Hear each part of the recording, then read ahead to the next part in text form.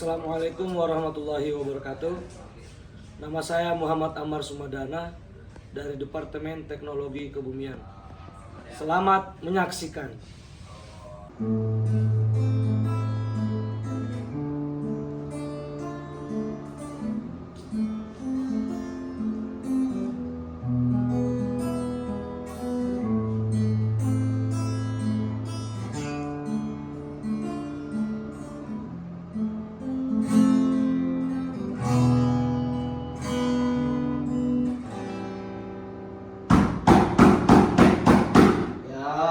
Siapa itu?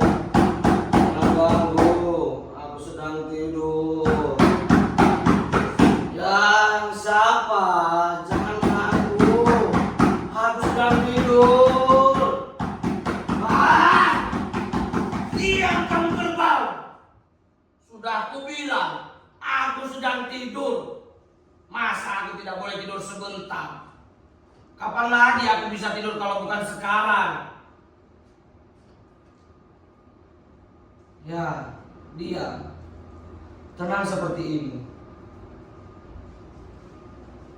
Sebentar lagi mereka akan datang dan menuntunku ke lapangan tembak. Mata aku akan dibalut kain hitam, dan setelahnya hidupku menjadi hitam. Aku akan terkulai di situ berlumuran darah dan menjadi onggokan daging bekas. Sementara dunia terus berjalan dan kehidupan melenggang seperti tak kekurangan apa-apa tanpa aku. Sekarang kesempatanku yang terakhir kalinya untuk menunjukkan diri, mengisi kembali puluhan tahun di belakang yang telah aku lompati dengan sangat cepat. Apa yang bisa aku lakukan dengan waktu pendek tapi dahsyat ini?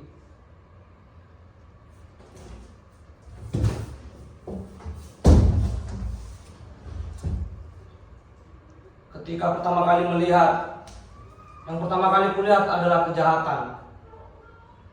Ibuku dihajar habis-habisan oleh suaminya yang kesetanan. Ketika pertama kali mendengar, yang kudengar adalah keserakahan. Para tetangga memfitnah kami agar kami terkubur. Ketika pertama kali berbuat, yang kulakukan adalah sebuah dosa. Kudorong anak itu ke tengah jalan dan sepedanya aku larikan. Sejak saat itu mereka menamaiku bajingan. Mula-mula aku marah karena aku tahu nama itu diciptakan untuk membuangku. Tetapi ketika aku mulai terbiasa memakainya, orang-orang mengaguminya.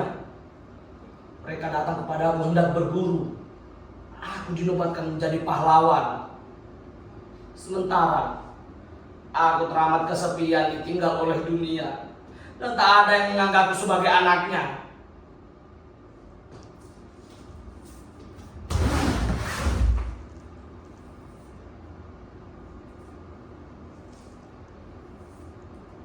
Ningsih, kamu ada di sini, Ningsih. Rupanya kamu yang dari tadi melototiku dari sana. Apa kabar, Ningsih? Sedang apa kamu sekarang? Kenapa lipstikmu berliputan begitu? Ada hasil memperkosa kamu? Jangan diam begitu, sayang. Kemari, masih ingat padaku kan? Aku bukan orang yang dulu lagi. Kau pun. Kita pernah bersama-sama membuat sejarah, dan itu tidak bisa dihapuskan begitu saja.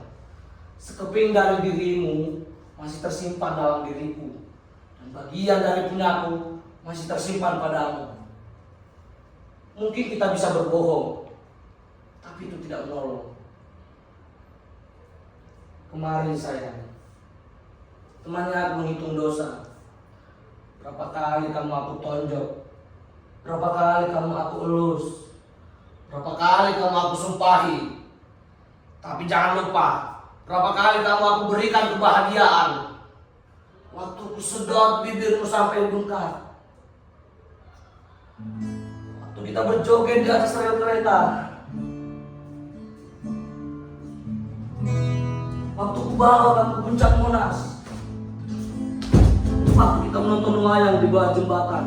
Tetapi kenapa kemudian kamu berlari dengan bajingan itu? Sundal, Lotte! Aku masih ingat ketika menyambar parang dan kamu berkamu di atas jembatan. Kamu tutup lehermu yang panjang itu. Tidak. Aku tidak menyesal. Aku tahu jadi dalam perutmu ikut mampu. Tidak apa. Itu lebih baik. Biar kamu hanya menjadi milik seseorang. Kamu mengerti? Kamu mengerti, Ningsih? Tidak. Kau tak pernah mengerti. Kau tak pernah mencintaiku. Bahkan kematian tak menyebabkan kamu mengubah rasa bencimu pada aku.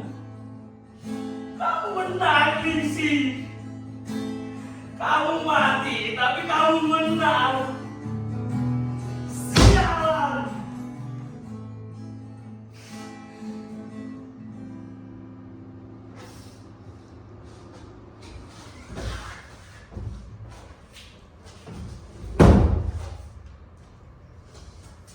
Dalam ruangan ini, aku menjadi manusia. Di dalam ruangan ini, aku terlahir kembali. Aku melihat cinta di balik jendela. Aku melihat keindahan cahaya matahari dan bulan yang romantis di malam hari. Aku ingin sekali mengulang apa yang telah aku jalani dahulu. Tetapi Tuhan datang padaku dan berbisik. Jangan Alimin, jangan melangkah surut. Kau harus tetap menjadi contoh yang jelas supaya jangan kabur. Penjahat harus tetap menjadi penjahat agar kejahatan tidak kabur dengan kebaikan. Dunia sedang galau, batas-batas sudah tak jelas. Tolonglah aku, katanya. Kini diperlukan seorang penegas. Dan aku terpilih. Aku akan tetap di sini demi menegakkan kejahatan.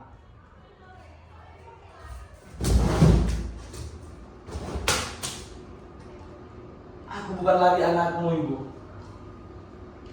Aku telah dipilih mewakili zaman, menjadi contoh Bromo Corah. Kau harusnya bersyukur. Ini merupakan kehormatan yang besar.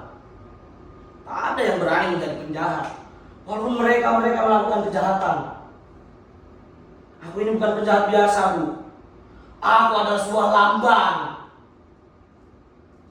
Kejahatan ini kulakukan demi menegakkan harmoni. Jadi sebenarnya aku ini bukan penjahat, tapi pahlawan yang pura-pura jahat. Aku lakukan semua ini meskipun aku tidak masuk dalam buku sejarah. Karena aku tahu, tak ada seorang penulis sejarah yang gila melihat kebenaran ini. Bertahun-tahun aku alihkan makna kemerdekaan dalam jiwaku. Pada hari ini aku bebas. Walaupun tubuhku masih dipatok di antara dinding-dinding jahanam itu. Tapi hari ini aku merdeka.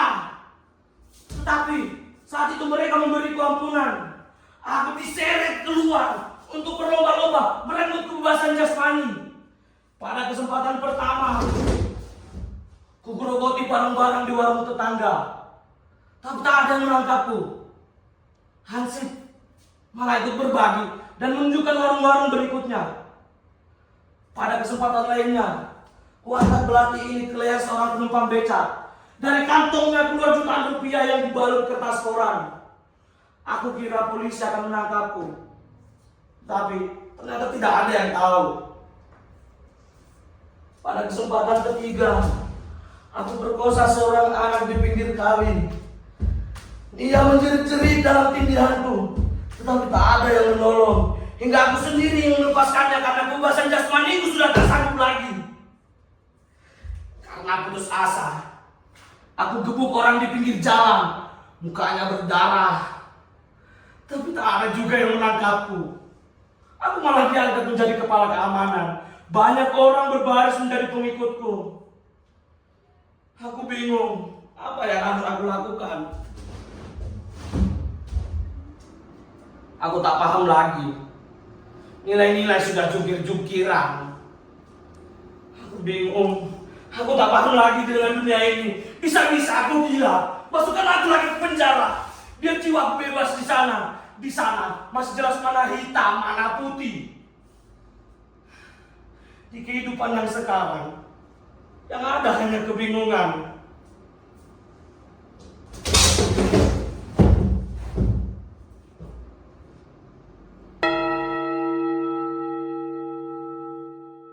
Selamat tinggal dinding bisu dengan semua suara yang kau simpan. Selamat tinggal jendela yang selalu memberiku cahaya matahari dan bulan. Selamat tinggal sobat kecil yang selalu merampok maksudku. Selamat tinggal sipir penjara yang marahnya tak habis-habis pada dunia. Selamat tinggal kapal pembunuh